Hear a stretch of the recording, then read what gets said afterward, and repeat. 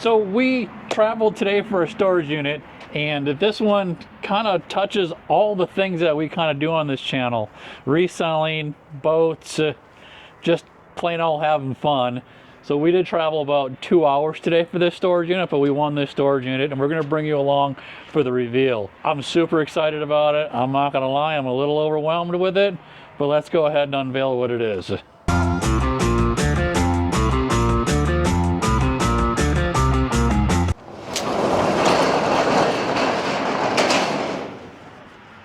Look at the boat stuff.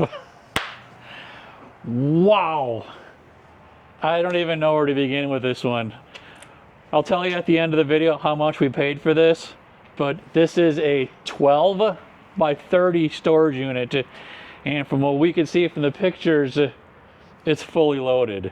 Now in the pictures, that red shelf, it didn't look like there was much behind it, but it turns out that that shelf with the red bins on it is only half the unit.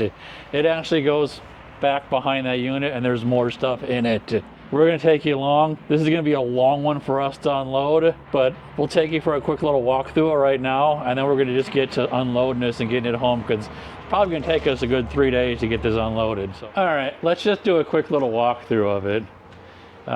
From what I can see, whoever owned this one was probably a certified dealer, because I've seen some plaques and stuff. But there's old outboard.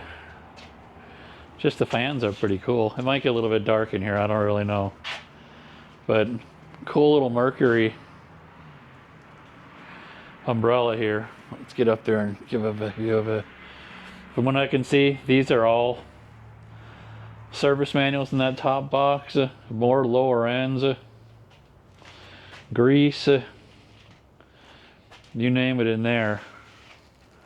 Pan this way, and we got a plethora of parts between the storage cabinets. Most of the cabinets have parts in them. The shelves, those are all factory, not the over the seas aftermarket. This is loaded with factory parts. I mean, if you look, there is just, I mean, I can't deny the fact that I'm just a tad bit overwhelmed here. Pull one of these cases out just to see hoses, whatnot. I mean, it's gonna be a fun one to try going through and organizing. Big old parts cleaner, and then look at the row of shelves.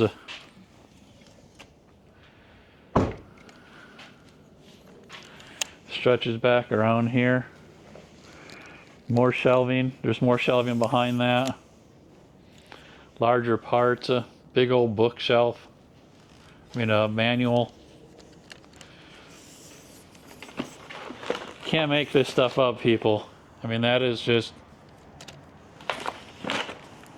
Who leaves this behind? Blows me away. So we are going to be cataloging and inventorying for a long time, as far as I can see. So, with that said, oars. So with that said, we got to get to cleaning this out, because like I said, there is a lot to go through, and we got to get this cleared out as fast as we can.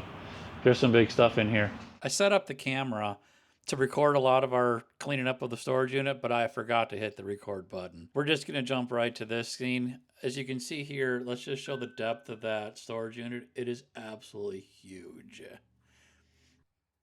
Here we've got our truck loaded up with all the cabinets in there. In the back of the pickup truck, we shoehorned them in there. We got a couple of shelves on our garden trailer here. In the middle of that garden trailer is that huge wood case that was built with the for parts. I don't know what we're gonna end up doing with it. It was super hard to get on there. We managed to get it on there. We'll probably try selling it. The cardboard box right there, that is an actual inboard outboard engine. Probably going to be pretty cool to try selling that. But that's our set up with our trucks being loaded. So day 4 of the storage unit clean out. It took us 3 days to clean that storage unit out. The first day we went with both of our trucks and a 6x10 trailer in each one of them, filled them completely. The next day we unloaded it, we went back with one 6x10 trailer, filled that up completely. And then the final day, which was yesterday afternoon, we went back up with the Dodge and the garden trailer, and we have what you see on the garden trailer right now. So that was the total of what it was. It was 3 of the 6x10 trailers and 1 of the little garden trailers, and of course we filled the back of the truck up with the cabinets too. So it was a pretty intense clean out. I really wanted to get more of the filming of the actual cleaning of the unit out, but it just wasn't possible. Cleaning out storage units is, I'm not gonna say it's stressful, it's just very busy. You don't have a lot of time to really think about what you're gonna do and have that time to film. I did try to set up the DJI camera and film it, but I had a little mind fart and forgot to hit record. So it stood on the tripod the whole time and watched us, but I never hit record. So I was kind of disappointed with that. But with that said, we just had to get that unit cleaned out. A 12x30 unit is a huge unit to be able to clean out. They did give us 72 hours to do it. So a lot of places do give you only 48 hours to do it. So it's kind of pushing it on a 12x30. So the 72 hours was just enough time for us to do it. This place did give us 1 extra day to do it, which we didn't need. But c'est la vie, we just wanted to get it done and get it loaded and get it home here now. The work's not done yet. We got it home. That's about the only thing we did was got it home. It's between our 2 sheds and our carport here, so we still have a couple more things to, now we got to go through and organize it, figure out what's for sale, figure out what we're gonna take to the dump, whatever. So the trailer, I don't know what we're gonna do with a lot of this stuff. The shelving, it's some pretty heavy duty shelving they have in here. I may end up using them in the shop. I haven't decided yet if we're gonna sell them, put them in the shop. These actually would sell really well. These are pretty heavy duty. I was actually surprised I was able to flip them on their side and manhandle them the way I did. And they didn't fall apart. Even the ones that aren't screwed together, these are actually screwed together. They didn't come apart, so they're pretty sturdy shelves. This was a fun one to do. We flipped it up on end, and then I backed the trailer all the way up to it and just flopped down on the trailer and pushed it up on there. But it is one big, heavy chunk of wood cabinet. Not keeping it. What we're gonna do with that one is I'm keeping it right on the trailer where it is. I'm gonna throw that on Marketplace for 50 bucks. If I get a bite within the first week, they can come and grab it and take it. If I don't get a bite before them, it's going straight to the dump, and we're just gonna cut our losses on that one. Not cut our losses, but just get rid of it. It's way too big to have in anybody's ordinary shop, garage, whatever you want to call it. It just takes up way too much space, and I'm not gonna deal with it. There's a lot of wood on there, but it's just too much to deal with. We do have a bag of garbage in here. Didn't have anywhere else to go. Down here in this box is a inboard outboard. It's a 3-cylinder engine. Doesn't look like it looks like it's a used engine. I'm not sure what the make, the brand of it was. I just quick opened it up and looked at it. If you're interested to see what this is, throw like a comment down below, and maybe I'll do a short or something like that, kind of going through that motor, going through that engine, showing you what it is. But right now, we just wanted to get it loaded on the trailer. No clue what that is. I imagine I can get a couple $100 for it, even if it's for the parts on it, because it's it's got all of its heads. It's a complete motor, but who knows. Back of the truck is just more shelving. We're not going to do anything, like I said. Same thing with the shelving in the back of the truck. I was shocked I got it all on here. We were super happy because we were planning on making a trip back again today. But when I looked at it yesterday, I was like, let's just see if we can't shoehorn it all in there and get it home today. I really don't know what to do with the lower units. For now, I just kind of put them out inside here right now. There's, what, 5 Mercruiser lower units, probably from the mid-90s is my guess.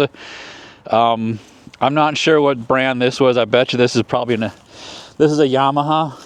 So the lower unit on the Yamaha, I'd imagine this lower unit on this Yamaha is probably worth a pretty penny, just because the lower units are pretty good.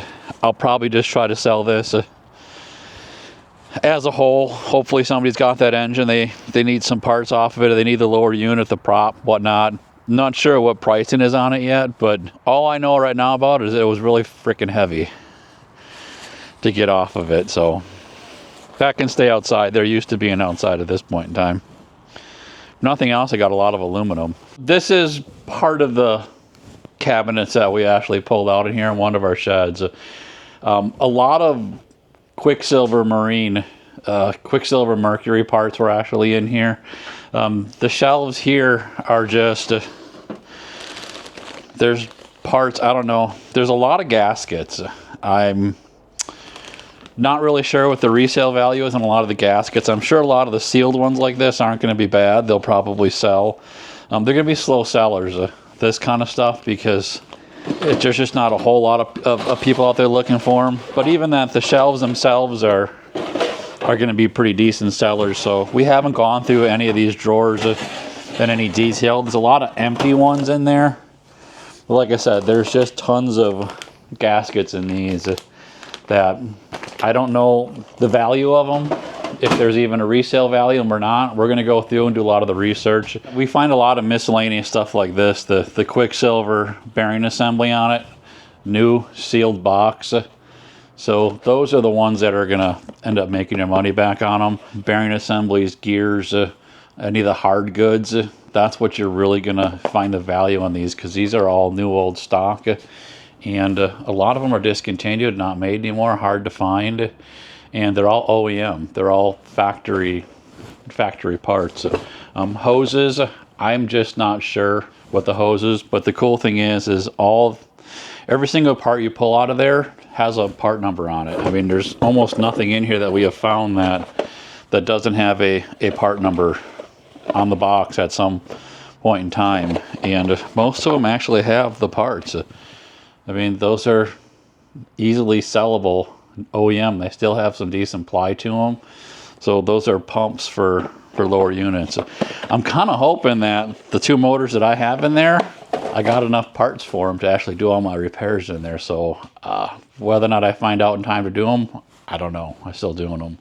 But some cool stuff. Cabling. Even the racks themselves. The shelves themselves, will probably end up selling these.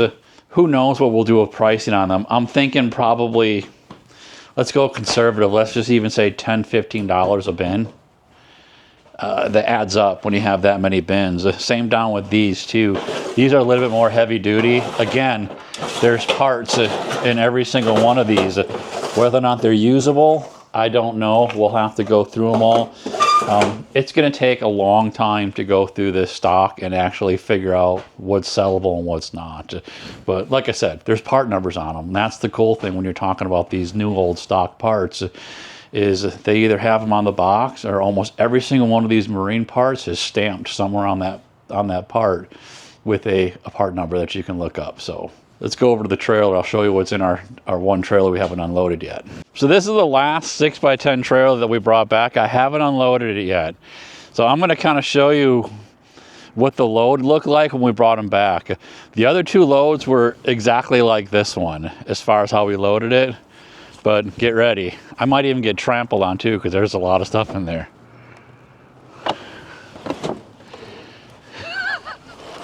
So you can see, I can probably open the side door a little bit better. This, I think, is an actual tool for engine stand. But we loaded all the cardboard in here because there was a ton of cardboard. So we'll transfer this to my wife's car. But you can see it's loaded with those metal cases. There's a whole bunch of those metal boxes that are in there. Let me get this closed, open the side door, get a little bit better view maybe. In these boxes, in these bins right here, I don't know if I can get one out. We'll do that. From this part of the trailer all the way to the front are all these bins. And what's in these bins are all the trays that were on those shelves. The trays, we didn't go through a lot of the contents of the trays. Like for instance, this one, it's the hub for the prop. I mean, that's a very easily a nice sellable part. That's a hard good. It's not going to go bad. Again, OEM, Quicksilver, part numbered. I did see a lot of stuff like this where it's just Quicksilver hardware. It's just a stainless steel bolt. I don't really, honestly, I don't believe there's value to it, but I'm not as ADHD as a lot of people. Maybe there are people out there who want an official Quicksilver hardware. I'm not throwing them out until I look at it, and I'm not even going to throw them out. If I see stuff like this where there's hardware, I have my own bolt bins, and I'll just throw out my own bolt bins because I'll use that at one point or another, or I'll bundle them all together and sell them that way. But there's a bunch of really hard to find stuff in here. And we kept them in the actual bins they were in because he was really good at, obviously the part numbers on the bag, but he also part numbered a lot of the trays. So we really didn't want to give up that search functionality for us when we're doing parts. So we opted to take all the shelves and put them into these bins and pack them that way.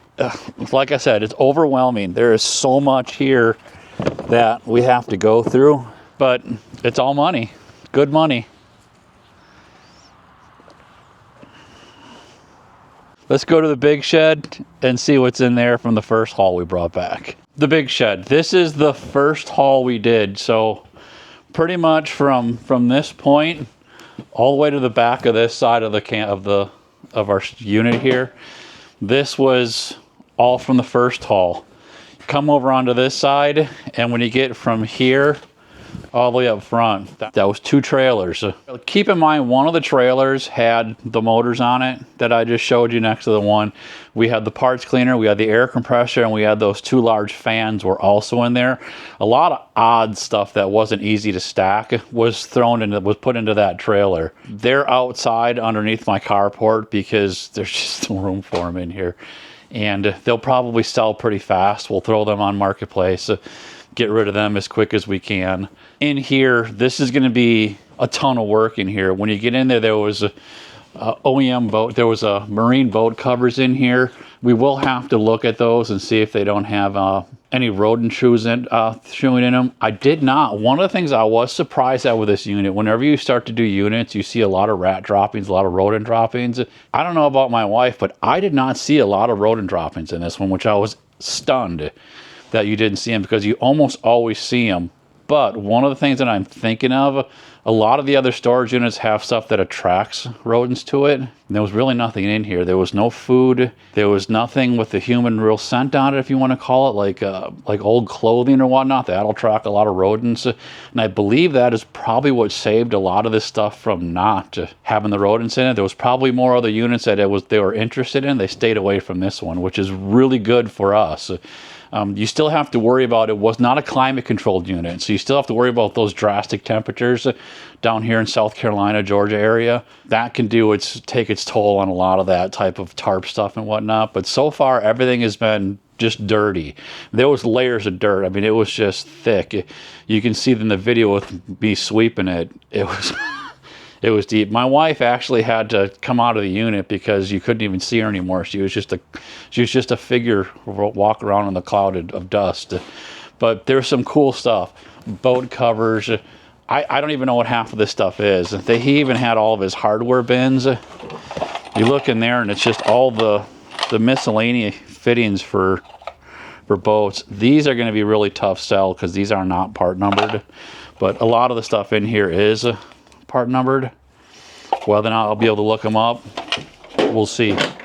I don't know. But we've got that. We've got just parts upon parts upon parts. Yamaha oil filter. Probably not a lot of value there for an oil filter. But I've seen some control units, which could go for big money if they're in decent condition in here. A lot of hard goods. So we got a lot to look in these boxes here. Come down this way. The one interesting thing we did see, I'm not sure what this is. This was pretty interesting. A rack steering system. I got to look that up, see what it is. But that's a pretty new old stock if you want to have, if you're steering for a steering system like that. But we did even find stuff like his old parts. This is, what is it, for the fish tape they used to call it, where you put it on there and you spin the tray around. We found the original machine for it. It's in one of these buckets is just booklets upon booklets upon booklets of those old parts things that you throw on there and you look. My guess is there's not a whole lot of value to them anymore because parts catalogs in themselves don't sell very well, so I can't see these are going to be selling. But I'm always surprised at what sells, and that's one of the lessons that you learn when you're reselling. Don't take it for granted that just because you think it's worthless that somebody else doesn't think it's gold. What's cool in here, I think this one is, yeah, he's got a lot of dirty in there. I'll have to go through that and see if any of that's even any good anymore, those old tooling. But the bin underneath it, I'm assuming it's the Yamaha motor for the one that's next to the shed out there. It was sitting right next to that motor. It looks like a complete, I'm not gonna say a complete motor. Maybe I can get a look at it real quick here. So if you look in there, that is I do believe that's the Yamaha motor. I know you can sell the carburetors off of that. The carburetors are actually fairly valuable on there. We'll look and see if anything else is valuable. The block may be good, the heads may be good. I don't really know. I'll do my due diligence and research. This right here is the bimini top for a John boat. There's this one here, and I think there was one other one somewhere else. Not sure if it's complete, but it hasn't been used. That I do know. It was a new old stock. It wasn't new at one time. Here is a gazebo, a pop-up gazebo for that right there. Fuel tank, new old stock fuel tank. That is probably going on the John boat for me. There's another tank, but it was missing the top cover. Maybe we'll find one in the parts, who knows. One of the cool finds was in here. This box right here is a bunch of OMC tools. It's basically specialty tools for marine. A lot of the pushers, a lot of the puller, a lot of the seal drivers. It's super heavy. These old OMC specialty tools will sell really well. The RV, the little hand pumps, not sure about the value of those, but these in there, I'll look up all those OMC parts. You make a decent penny off of those. The last thing that I'll really point out of this unit that is pretty impressive find. From this pile all the way down here, those are all factory service manuals. Now, if you're not familiar with that, you get decent money for OEM marine service manuals. So when you look in here, these Johnson OMCs, these two bins are just full of the service manuals for these boats.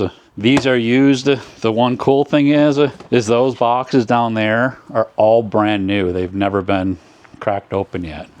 He took them, he piled them into these boxes. He never used them. I didn't even open them. I just saw one of them. I popped it open. I saw that it was a brand new Mercury. A lot of them are Mercury Johnson service manuals. So you will get really, really good money for old service manuals.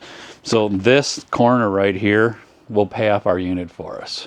And then everything else you see over there will be pure profit on it for us, because that's really how valuable those old service manuals are. They're not the fastest sell in the world. That's one thing you have to realize with this unit. It's not going to be a quick flip to get a return on your money. We'll be able to flip a lot of the miscellaneous stuff fast enough to get our money back that we paid for it, and then it's just going to be a year, 2 years where we're going to just continuously make money off of it. So it's going to be a very hard one to give a final estimate on what we actually made on it, because it is going to take years to go through this inventory to actually sell it off. And some of the stuff might not even sell. Now, that's not saying we're not going to make a profit on it, because we are going to profit on it pretty fast. This depends on when we're going to see that end number on how much we profited on it, because it is going to stay in inventory for quite some time. So this is the fuel tank that came out of here. I'm probably going to end up putting it on this boat.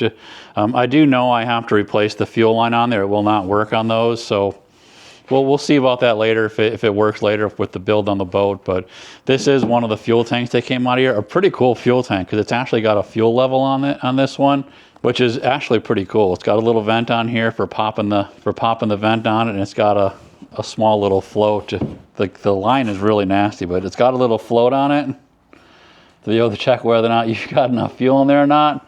That's pretty wicked. I like that. So I'm really hoping I can use that gas tank on here, because it would be so cool to just be able to look down there and see how much fuel's in there at a glance. Hey, I'm gonna end that video here. I do wanna cover the John boat real quick. If you're following my build, I'll put a link to it at the end of this video for my John boat build. I will get back to this one. We've been super busy, especially that storage unit kind of took us away from doing this, and life just kind of got in the way of this build. A little sneak peek of what we have done so far on it. We do have a lot of the decking cut. I still have some more trim work I want to do on it to get it ready. We want to paint the rest of the hardware that's on, the wood that's on here, to get it ready for that build. The star of this right now, I want to show you the little Evinrude. I'm going to go through this motor here. I picked that motor up at an estate sale. I'm not going to tell you the price on it. Super excited for it, but I believe that is going to be the new powerhouse on this boat.